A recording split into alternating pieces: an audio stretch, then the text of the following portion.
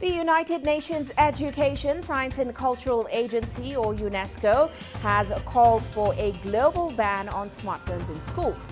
Now, according to a recent report from them, the overuse of mobile phones negatively impacts learning. However, some do argue that a blanket ban might make little difference while missing the opportunities that digital technologies could bring to education. So, should smartphones be allowed in schools? And what is the future of education in a world that is increasingly driven by technological developments? I'm Uche Okoronkwo. Welcome to Talk Africa.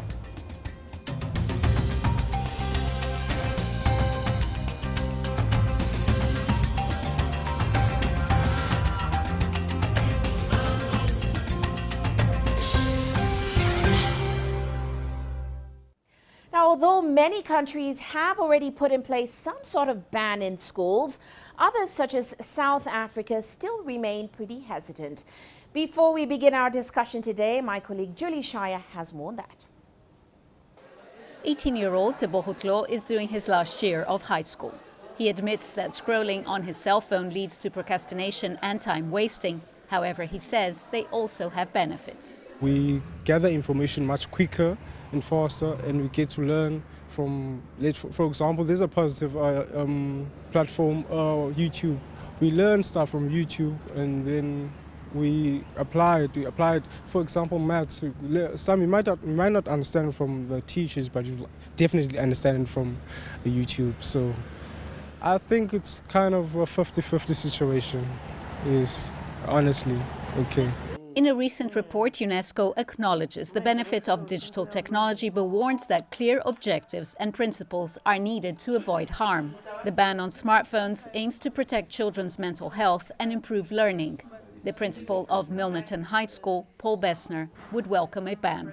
I think that kids become so dependent and addicted, if that's the right word, that it's almost certifiably dysfunctional. There are kids in our school that hardly sleep because they link to the American games that happen at night. We find it a huge distraction. They even hold them under their desks in class to try and read them and to play games and do whatever they do. So I would support them 100%. There are concerns that children in school today could turn out to be workers who lack social skills, concentration, the ability to retain information, and be linguistically challenged. We're producing learners who their vocab skills are minimal. The Gen Zs actually can't spell. So what we're producing are linguistically children that are, or workers that are below par, at least by 10, 15 years in terms of that. And a work ethic where they don't actually know what it means to work towards something. For over 10 years, South Africa's National Association of School Governing Bodies has been asking government to ban the use of cell phones in schools. They are disturbing the teachers. The teachers will not be able to teach whilst children are using cell phones in class.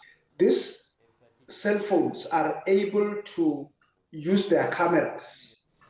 France instituted the ban 5 years ago, and it will soon be joined by the Netherlands. Supporters of this initiative in other countries have seen that students who do not have access to their phones during school are more successful both academically and socially. In South Africa, the debate continues and a decision is yet to be made. Julie Shire, CGTN, Cape Town, South Africa.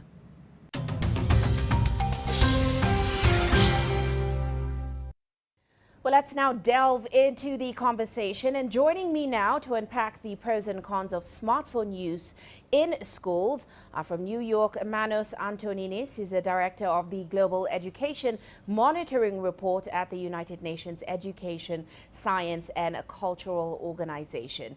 From Toronto, Farhana Dost Mohammed, who is a learning and education transformation consultant. And of course, with me here in the studio, Dr. Emmanuel Manyasa, an executive director at USAWA Agenda, which is an organization focused on systems change in education. I'd like to welcome you all to the discussion today. And of course, we have to start off with you, Manos, because of that UNESCO report. And the report basically asserts that the positive impact of digital technologies such as cell phones on learning outcomes in schools may be overstated. You also say there was little research to demonstrate that it added any value at all to education. So give us a sense of some of those key findings of that study that led you to these conclusions. Is it just mobile phones, or is it a wider issue you find with digital technologies? The mandate of the Global Education Monitoring Report is to report on a theme and examine its impact on our global education goal. It's a sustainable development goal 4, and we know that there's stagnation for every one of the education targets. So that's the angle through which we examine technology. Of course, technology holds huge potential in every sphere of social and economic life. And a key message for us was that some technologies help improve some learning outcomes in some contexts. But we need to be very specific about which ones these are. We looked at all technologies. We looked at also non-digital technologies. But the 4 recommendations that the report had was that before a government decides to use technology in education, it needs to ask itself, is it appropriate? That is it relevant? Does it improve learning outcomes? Because there's a tendency to talk about digital inputs and not learning outcomes. Is it equitable? Do all benefit from it, or are some at risk of being left even further behind? Is it scalable? Do we have information about how much it is going to cost? We estimated that maybe it adds another 50% to our costing up. Even if we have very, very low-tech solutions, still it's extremely costly if we think how many other things we don't have in schools. Right. And finally, is it sustainable? That's both social and environmental sustainability, not just the economic sustainability. Quite interesting. You say we can't all paint all technologies with one brush, but I'd love to get Farhana's take, because one thing the report also warned about when they talk about the dangers is also neglecting that social dimension of education, where basically students also receive face-to-face teaching when they're embracing digital technologies. What is your take, Farhana? Do you agree with those findings? Do parents really need their kids to have these digital technologies?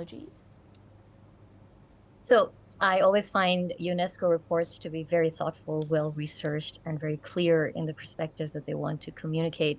And there's a lot in the report that I do very wholeheartedly agree with. But I think that one of the things, and there is a little bit of that caution in the report, but I would like to reiterate, is that digital solutions are not the silver bullet meant to solve all challenges. So when we look at digital as the savior, then we're actually getting into a big issue. But on the other hand, we can't ignore the digital, and we can't keep technology out of our classrooms, because that's a handicap that, in the current world that we live in, it can really severely handicap us. Coming to the social dimensions of education, it is very important. But frankly, in today's world, without digital in the classroom, it is already a hit and miss, even in the face-to-face teaching in education institutions. So I think that these dimensions of social need to be intentionally planned for both the in-person and the online environments. And really the focus is on giving teachers that support and training to enable the positive experiences. Quite interesting. And Dr. Manyasa, I'm quite curious to get your take, because your organization actually focuses on changing the systems in education. One thing Manos pointed to, and the report pointed to as well, is that digital educational infrastructure is expensive. It also has its environmental costs. So what's your take on the downsides of digital tech and on the report as a whole?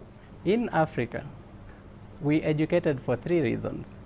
We gave education for survival, we gave education for thriving, and we gave education for someone to be able to live at peace with people and planet.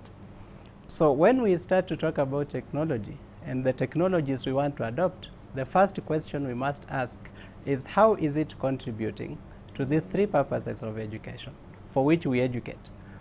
Having said that, I think it is important for us to remember that technology is imperative. It's shaping the world, it's shaping the world of work, it's shaping social interactions. So it's important that people are going to have to deal with it. It's going to have to come into school to support learning so that the children come out of school ready for the world that is digitally driven. However, we have to ask the question, are we going to use technology to widen the gaps between the haves and the have-nots? Because that is the critical thing. When you look at the fact that technology has a lot of cost, a lot of our schools, if I talk about this part of the world, a lot of schools are not ready for digital revolution or transformation.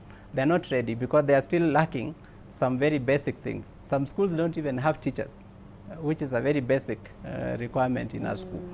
But there is one thing you said, Dr. Manyasa, is that technology is imperative and it is also shaping the future. And that's why I want to throw it to you, Mr. Manos, because one thing we cannot ignore is that the COVID-19 lockdowns, they did fuel immense growth in digital technology, especially in education as well. According to your report, over 1 billion students globally moved to online learning. So talk to us about how COVID-19 has changed the game, whether it has been beneficial for the millions of poorer students, for example, here in Africa, as Dr. Manyasa referred to, who don't have internet access. So indeed, COVID-19 threw everything up in the air, but that's, I think, a good moment to reflect. The report makes a distinction between two things. No one denies, on the one hand, that we need digital skills, skills to navigate the digital world. They have become an essential part of our basic skill set everywhere in the world, even in the poorest countries. That does not mean that we need technology necessarily as a medium to carry out teaching and learning. This is where our evidence is patchy. This is where, because you asked me earlier about the evidence, it's really hard to prove certain points, especially as technology becomes ubiquitous. But let me throw this particular finding, which I think for me is perhaps the most striking finding. The probability of those who have good literacy and numeracy skills not to be duped by phishing emails or by misinformation is 5 times higher than among those who have the lowest skills. So what is it that we're talking about? Essentially, people who have been well prepared from their schools, have good basic standard numeracy and literacy skills, are those who are best prepared to navigate the digital world. What we think of as digital skills often boils down to a good quality education. The question that comes back to us is, do we have the conditions in place to deliver that education? COVID-19 was, of course, an exception. There's no one denies that we may be again faced with that. But we shouldn't be led to believe that because we spent a prolonged period on screen, that is the way forward. Of course, we may need to be prepared for the future, for potential eventualities, but that should not divert the resources, really critical resources, from delivering good quality education, which is being denied for hundreds of millions of children. Quite right. And Dr. Manyasa, I just have to continue with this because if the tech is the future, then is the concern about digital education, mobile phone use in schools, is that something Africa should be worrying about right now? And of course, how is it working out for countries who are discussing or who have already gone ahead to ban cell phones in schools? The issue of cell phone use in schools is generally not a problem for much of Africa today. It's not a problem because you are dealing with children who are struggling from the family front to even meet the basic needs of food and shelter. In fact, I support entirely the position by South Africa to ban mobile phones in school. Why? Because for the same reason that we let children come to schools in school uniform, to conceal the glaring socioeconomic differences in the homes where they come from, allowing mobile phones will bring those differences into school. And the impact on learning may be very negative. So as far as I'm concerned, I think that we shouldn't have mobile phones in schools. I honestly think that we need to worry about ensuring that the school has the capacity to nurture the full potential of the learner. Well, Farhan, I'm really curious to know what you make of that, because he says it's not something we should be worrying about today. But in the world we live in today, where digital tech is touted as the future, Do you think schools require a mobile phone teaching curriculum, a digital tech teaching curriculum? And more importantly, who and how do you think we should see that being developed?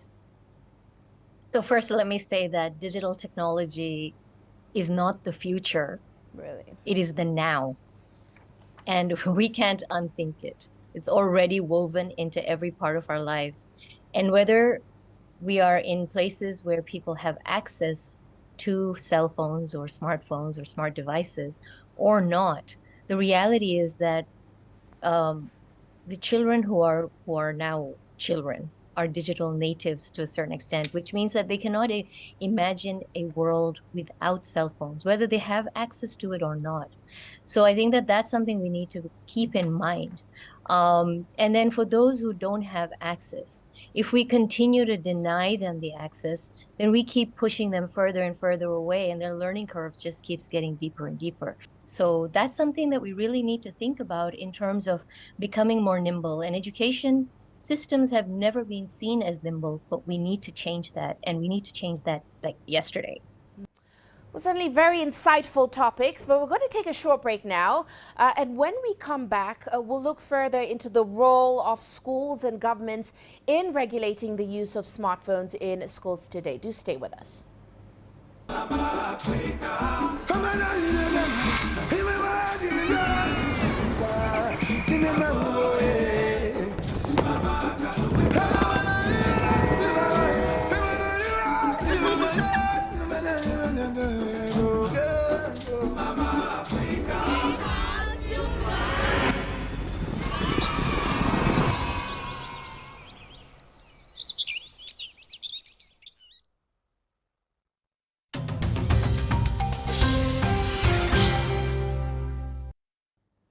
Well, welcome back to Talk Africa. Still with me are Manos Antoninis, Ferhana Dost Mohammed, and Dr. Emmanuel Manyasa here in the studio. Now, before the break, we looked at the pros and cons of smartphone use and digital technologies in our schools. Well, let's now look at how their use can be regulated going forward. Now, Manos, of course, we have to start off with that report.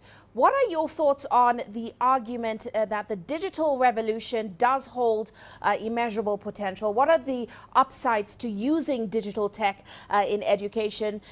What did you find in your report?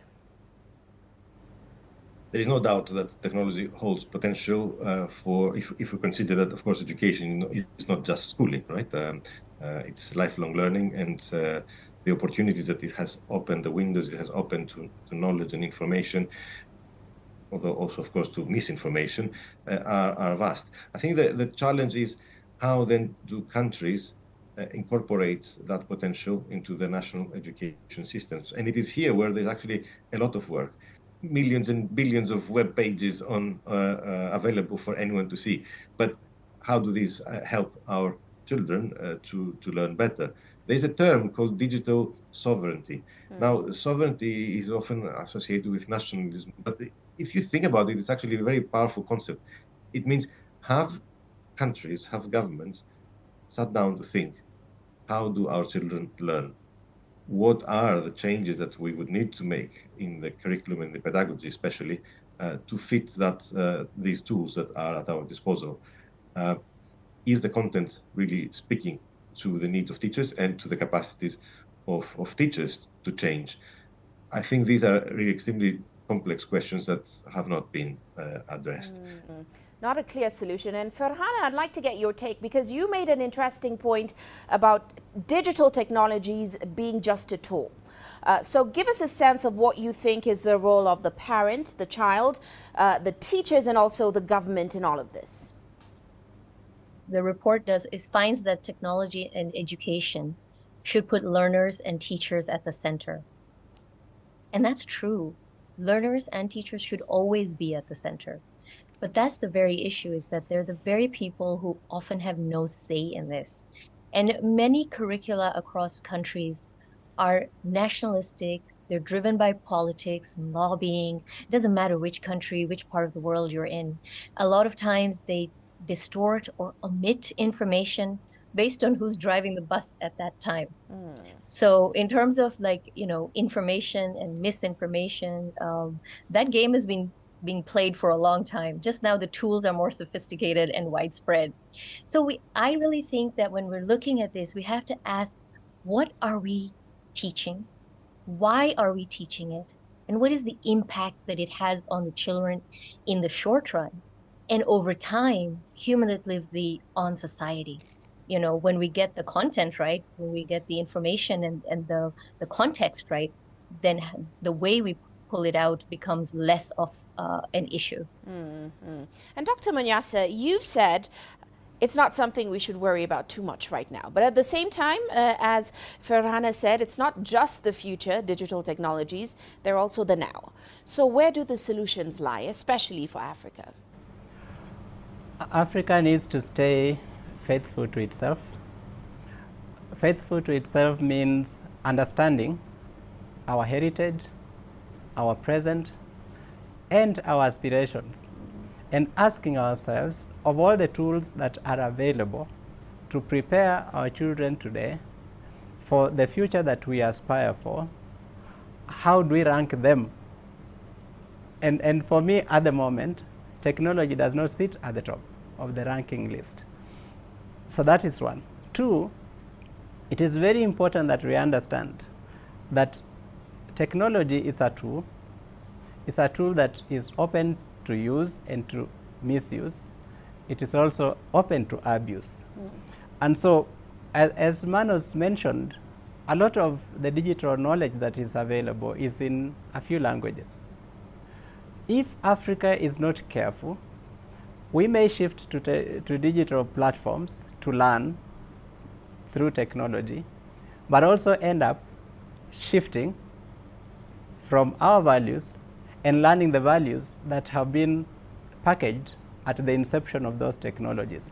And then what that will mean is that our learning curve becomes even steeper, because we are not just learning digital skills, but we are also learning the cultures that are inbuilt in the technologies by their inventors.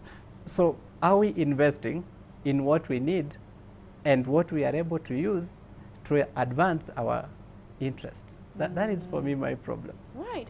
And Manos, Dr. Manyasa had some very interesting points there. Ones that I think are in line with your UNESCO report, because the report does advocate for countries to ensure they have clear objectives and principles in place in order to ensure digital tech in education is beneficial and, of course, also not harmful to the students. So what is your take on some of the ways we can see regulators and educators stepping in? You also say that a ban is a step too far. So then what does a solution look like? Yes, it's true. A lot of the attention on the report fell on the coverage it received in the media that was suggesting that we were advocating a ban. It's not exactly what we said. I think what we did was we drew attention to the fact that there are bans in 1 in 4 countries. Now, whether that works or not, we don't have that much information. It is important for any country, given its context, to decide what's the best way. And many parts of the world have not woken up to the fact that there are real risks to the uses of such technology. So what we tried to do in the report was to put all these issues on the table. It's not a simple issue of something that technology is obviously shiny for many governments. It portrays, it reflects a leap towards modernity and the future, but not everything that shines is gold. So all that we tried to do was to put all these issues on the table for a good debate, like the one we're having today in this program. Debate it is. But Farhana, I want to come at this from the perspective of a parent, because you're not just an educator, you're also a mother. How do you regulate smartphone use in your home? What works, and of course, what doesn't? I have always been a proponent for technology, but thoughtful use of technology. So one of my kids is now in university, one of them is in high school, and neither one of them got a phone until they started the first year in high school. Wow.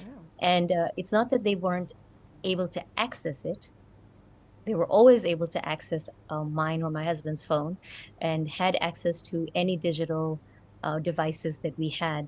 But because there was that oversight, there was an opportunity to support and guide our children to a point where we felt like now you are savvy enough to be able to use the phone. And the main use of the phone, when they finally got to them, was to make sure that they're safe. So all of that to say, I think, is, as a parent, I have you have to build a foundation and give the tool at the right time to your child, because you're not going to give a sharp knife to a little baby. In addition to literacy and numeracy, there's this digital savviness that we need to teach our kids, because it's not going away. And it's not going to, we don't live in a vacuum. So it's less about the digital phone being in the classroom and more about how are we engaging people in learning that is meaningful, that helps to expand the mind, to build positive self-image, to nurture dreams and aspirations, and one that teaches skills that children can apply across real life situations that they experience, as opposed to the learning that we have right now, which is regurgitation, which is mindless notes taking. There's no application. There's no soul in the education that we provide to our children. And then we expect them to sit there and be quiet and just listen and just take in stuff. There's a bigger problem to solve. Quite right. And Dr. Manyasa, you're a parent too. So I'm curious, and the reality is we all have that gadget in our hand nowadays, children included. So what part of the responsibility falls on the parent? What part falls on the educator? And what part falls on the regulator? So the responsibility for this is not just for the parent, it is for the family, the teacher, the community around. And we have a responsibility to make sure that as we go through this digital transformation, that children are getting the right guidance, that we are helping them to avoid the bad elements within the society and the communities in which we live, that will actually end up abusing the digital space and using it to abuse the children, so that this digitization has value. And that is the point that I am making.